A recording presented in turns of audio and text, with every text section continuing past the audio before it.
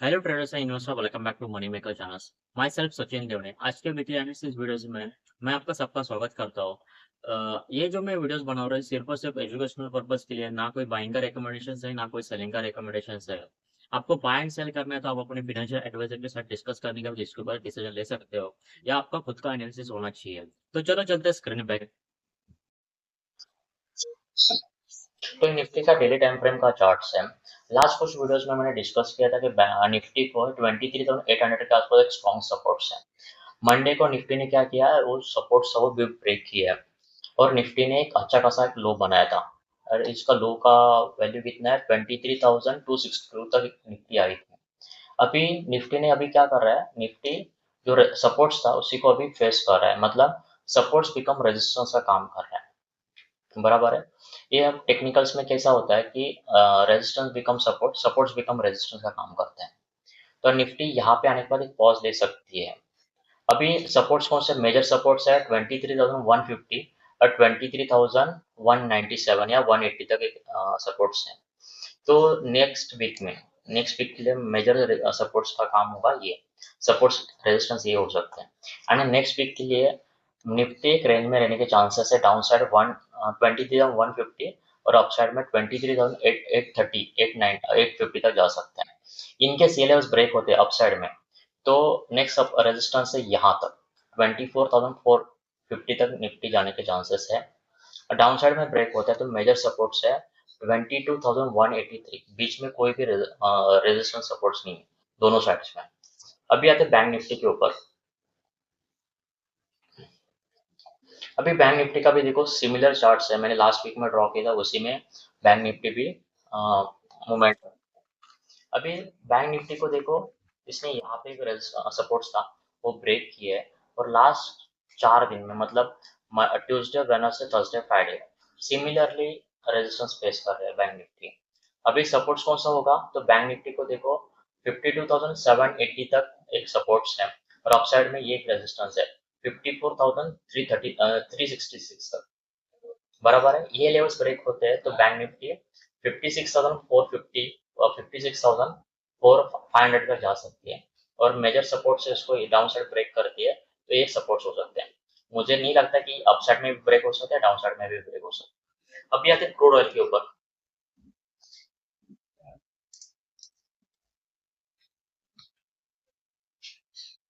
हाँ, अभी इसके ऊपर डिस्कस कर लेते हैं, चार्ट्स वगैरह ढूंढूंगा था। अभी क्रूड ऑयल को देखो, क्रूड ऑयल ना बढ़ सकता है ना घट सकता है मेरे हिसाब से। ब्रेंट क्रूड देखेंगे तो थोड़ा सा अलग रहेगा, अभी अभी WTI देख रहे हैं तो मेरे हिसाब से ये रेंज में रहनी चाहिए क्रूड ऑयल। देखो ये रेंज है मोटा मोटी 123 से लेके, नहीं, 120 से लेके ये रेंज में क्रूड ऑयल रहना चाहिए, 93 के आसपास या ये रेंज में। तो मार्क कर लेता हूँ क्रूड ऑयल को।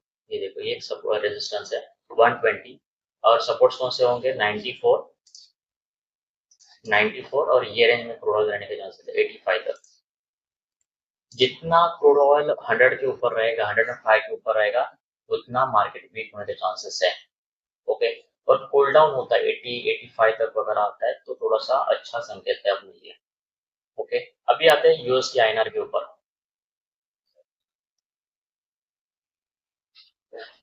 हाँ, अभी मैंने यहाँ पे मार्किंग कर रहा हूँ, अभी अपना रुपीज भी बहुत वीक हो रहा है। एक मिनट, इसको मार्किंग किया है, डिस्कस कर लेता हूँ। देखो क्रूड ऑयल को ना एक यहाँ पे वीक हुआ था 95 जाने के बाद एक अच्छा खासा सेपरेशन किया था 92 रुपीज तक। अभी लास्ट वीक मतलब मंडे को जैसे मार्केट में करेक्शन स्टार्ट हुआ, वैसे ही देखो रुपीज भी अपना वीक होना स्टार्ट हुआ था 12 मई को इसने ब्रेकआउट कंफर्म किया। अभी कितना चल रहा है 95 और 95 के आसपास चल रहा है। इन केस ये यहाँ पे सस्टेन होता है या पुल ऑफ होता है तो मार्केट के लिए अच्छा है। मुझे नहीं लगता कि रुपीज इतनी जल्दी पुल ऑफ होना चाहिए। तो देखो मैंने ऑलरेडी प्राइस रेंज कैलकुलेट किया है और ब्रेकआउट के बाद ऐड भी किया है, तो 98 तक रुपीज जाने के चांसेस है अपना, मतलब इतना रुपीज वीक हो सकते हैं मार्केट में। अभी आते हैं FIDS के डेटा के ऊपर।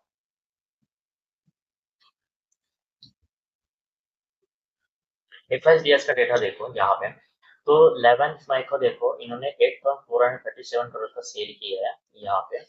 अभी डीआईएस ने 5,939 करोड़ का बाई की है, राइट। 12th में को देखो 1,959 करोड़ का सेल किया है और डीआईएस ने 7,990 रुपीज का बाई किया है। अभी 13 मई को देखो इन्होंने 4,703 करोड़ के आसपास सेल किया है और डीआईएस ने 5,869 करोड़ का बाई किया है। ओके, अभी यहाँ पे आने के बाद थोड़ा सा डेटा चेंज हो रहा है। डीआईएस ने बाई किया 187 करोड़ का और एफआईएस ने कितना बाई किया है, 187 करोड़ का बाई किया है। ये एफआईएस थोड़ा सा कंटिन्यूसली बेच ही रहे, थोड़ा सा तो डिस्प्ले हो गया। डीआईएस ने कितना सेल बाई किया, 684 करोड़ का बाई किया है और यहाँ पे आने के बाद थोड़ा सा डेटा चेंज हो रहा है। देखो 15 मई 2026 को एफआईएस ने 1329 करोड़ का बाई किया, फर्स्ट टाइम बाई किया इतना ज्यादा, और डीआईएस ने 1958 करोड़ का बाई सेल किया। यानी अभी डीआईएस ने थोड़ा सा सेलिंग करने के मूड में आ रहे हैं, पता नहीं है क्यों। इन्होंने कुछ दिनों में सेल नहीं किया था, अभी थोड़ा सा इन्होंने हाथ रोका है या बाय करने से थोड़ा सा हिचक रहे हैं। मतलब ये लेवल्स पे उनको बाय नहीं करना है मेरे हिसाब से। अभी आते स्टॉक्स के ऊपर। पहला स्टॉक्स है नेफ्रो करके, स्टॉक्स का नाम है।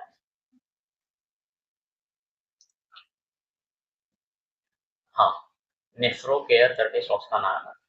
अभी देखो स्टॉक्स में ना यहाँ पे एक रेजिस्टेंस था 27 फेब 2026 को, उसने एक हाई बनाया था 616 के आसपास वगैरह। उसके बाद एक कंटिन्यूसली थोड़ा सा करेक्शन फेज में था या साइडवेज में था। उसने ऑल टाइम हाई से अच्छा खासा करेक्शन किया था, 20% का करेक्शन किया था और करेक्शन होने के बाद अभी ऐसे मार्केट में भी ये स्टॉक्स क्या कर रहा है, ब्रेकआउट कंफर्म कर रहा है। तो ये अच्छी साइन होती है, वीक मार्केट है फिर भी स्टॉक्स ब्रेकआउट कंफर्म कर रहा है। तो देखो स्टॉक्स ब्रेकआउट कंफर्म होने के पहले 3 दिन में कंसल्टेशन जोन में था और अभी ये स्टॉक्स ने फ्राइडे को ब्रेकआउट कंफर्म किया, बराबर है। और अभी इनके ये ब्रेकडाउन मतलब जो कंसल्टेशन जोन का लो है इनके इसके नीचे जाते हैं, 571 के नीचे जाते हैं स्टॉक, तो थोड़ा सा वीक हो सकता है। ओके, अभी स्टॉक्स को मैंने ऑलरेडी प्राइस रेंज कैलकुलेट करके ब्रेकआउट के बाद ऐड करके रखी है, तो स्टॉक 750 तक जाने के चांसेस हैं, मुझे ऐसा लगता है। ओके, अभी आते हैं दूसरा स्टॉक है बायोकॉन। बायोकॉन को भी डिस्कस कर लेते हैं। सो पहला मंथली में चेक कर लेते हैं। तो देखो स्टॉक्स ने यहाँ पे एक हाई लगा था 1 दिसंबर 2026 को, तो उसके बाद कंटिन्यूसली स्टॉक्स ना डाउन ट्रेंड में ही था, बराबर है। अभी स्टॉक्स को वीकली टाइम फ्रेम पे आते हैं, देखते हैं दोस्तों। एंड जितना आप मल्टीपल टाइम फ्रेम पे काम करोगे उतना आपको अच्छा रहेगा, मतलब चार्ट डिस्कस करने के लिए, समझने के लिए। देखो स्टॉक्स कंटिन्यू से डाउन ट्रेंड में था और यहाँ पे आने के बाद 278 280 के आसपास आने के बाद इसने ट्रेंड रिवर्स किया है, बराबर है। हाँ, 284 280 के आसपास आने के बाद इसने ट्रेंड रिवर्स किया, यानी पॉजिटिव नेगेटिव से पॉजिटिव में स्टॉक्स आया है। अभी स्टॉक्स का रेट चल रहा है 430 के आसपास वगैरह, बराबर है। अभी स्टॉक्स पर रेजिस्टेंस कौन सा था, तो यहाँ पे एक रेजिस्टेंस था 397 के आसपास वगैरह। एक कलर थोड़ा चेंज कर देता हूँ, ब्लू कलर से ना, हाँ ये कलर लेता हूँ, तो अच्छा रहेगा।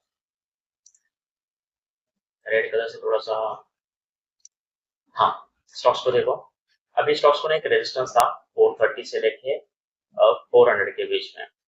एक स्टॉक्स ने ना मल्टीपल टाइम्स उसने अटेम्प्ट किया है, यहाँ पे एक बार अटेम्प्ट किया, यहाँ पे एक बार अटेम्प्ट किया, यहाँ पे एक बार अटेम्प्ट किया और यहाँ पे एक बार अटेम्प्ट किया। अभी ये लेवल्स आने के बाद उसने ना लास्ट वीक में, मतलब मार्केट वीक था और उसने एक अच्छा खासा स्ट्रॉन्ग ब्रेकआउट किया है, तो एक अच्छी साइन होती है स्टॉक्स को कि वीक मार्केट में स्टॉक्स रिवर्सल पैटर्न बनाए या उसने ब्रेकआउट कंफर्म करे, बराबर है। तो मुझे बाय पण अच्छा लग रहा है। अभी स्टॉक्स को क्या करेंगे ना, ये असेंडिंग ट्रायंगल पैटर्न जैसे पैटर्न्स कंफर्म कर रहे हैं स्टॉक्स हैं, इन केस ये लेवल्स ब्रेक डाउन करता है स्टॉक्स 338 वगैरह, तो स्टॉक्स वीक हो सकते हैं, बराबर है। अभी क्या करेंगे स्टॉक्स का अब नेक्स्ट रेजिस्टेंस कहाँ पे है वो चेक कर लेते हैं। तो एक ना ये सिमेट्रिकल ट्रायंगल का जो प्राइस पैटर्न्स है इसको हम कैलकुलेट कर लेते हैं यहाँ से कि ये लेवल तक, बराबर है। और ब्रेकआउट के बाद ऐड कर लेते हैं, तो स्टॉक्स देखो तो 650 660 तक जाने के चांसेस है ये यहाँ से, प्राइस रेंज कैलकुलेशन के हिसाब से। अभी क्या करते हैं स्टॉक्स को ना ऑल टाइम हाई ब्रेकआउट, मतलब रेजिस्टेंस है छोटा सा 480 490 के आसपास, इनके ये लेवल्स ब्रेक करते हैं तो स्टॉक्स कहाँ तक जाने के चांसेस है वो चेक कर लेते हैं, बराबर। तो ये लेवल तक जा सकते हैं, तो स्टॉक्स में दो रेजिस्टेंस देखने मिल सकते हैं 660। पहला स्टॉक्स का रेजिस्टेंस है all time high. Next resistance हो सकता है जो सिमेट्रिकल ट्रायंगल का जो price action price range calculate करने के बाद ब्रेकआउट के बाद ऐड करने के बाद आ रहा है, जो है उसका 660। और ऑल टाइम हाई ब्रेक करता है तो स्टॉक्स का नेक्स्ट रेजिस्टेंस हो सकता है 780। ओके, अभी नेक्स्ट स्टॉक्स है भारत कुकिंग करके स्टॉक्स का नाम है। हाँ, इसको डेली टाइम फ्रेम में एनालिसिस करेंगे। इसका रीजन क्या है ना कि इसका डेटा बहुत लिमिटेड है बिकॉज ये जनवरी में लिस्ट हुआ था। अभी देखो स्टॉक्स ना ऑल टाइम हाई कितना था इसका 45 से स्टॉक्स कितना आया था नीचे 29, यानी लगभग लगभग 50-60% के आसपास में करेक्शन किया ऑल टाइम हाई से 34% का करेक्शन हुआ। ओके, और अभी स्टॉक्स क्या कर रहा है, अभी नेगेटिव ट्रेंड में था, अभी ये प्रीवियस हाई ब्रेक कर रहा है 36 के आसपास हो रहा है। तो ये मुझे स्टॉक्स अच्छा लग रहा है चार्ट्स के ऊपर। अभी इसका रेजिस्टेंस कौन सा हो सकता है, 41 में एक छोटा सा रेजिस्टेंस है और ऑल टाइम एक मेजर रेजिस्टेंस लग रहा है मुझे। इनकेस ये लेवल्स भी ब्रेक करता है तो स्टॉक्स और भी बढ़ सकता है, और ये प्रीवियस लो ब्रेक का तो स्टॉक्स वीक हो सकते हैं। ये जो मैंने स्टॉक्स डिस्कस किए सिर्फ और सिर्फ एजुकेशनल पर्पस के लिए, ना कोई बाइंग का रिकमेंडेशन है ना कोई सेलिंग का रिकमेंडेशन है। आपको बाय एंड सेल करना तो आप अपने फाइनेंशियल एडवाइजर के साथ डिस्कस करने के बाद इसके ऊपर डिसीजन ले सकते हो। अदरवाइज आपको खुद का एनालिसिस भी इसके ऊपर होना चाहिए। Thank you. ये वीडियोस में मैंने जो भी सिक्योरिटीज डिस्कस की है वो सिर्फ और सिर्फ एजुकेशनल पर्पज के लिए है, ना कोई बाइंग का रिकमेंडेशन है ना कोई सेलिंग का रिकमेंडेशन है। आपको बाय एंड सेल करना था, आप अपने फाइनेंशियल एडवाइजर के साथ डिस्कस करने के लिए उसके ऊपर डिसीजन ले सकते हो, या आपका खुद का एनालिसिस होना चाहिए। ये जो मैं वीडियोस बना रहा हूँ आपको अच्छा लग रहा है तो आप अपने दोस्तों के साथ शेयर कर सकते हो। मेरे चैनल को लाइक कीजिए, कमेंट कीजिए और सब्सक्राइब कीजिए। मिलते हैं कोई अगले वीडियोस में, तब तक के लिए बाय बाय। Thank you.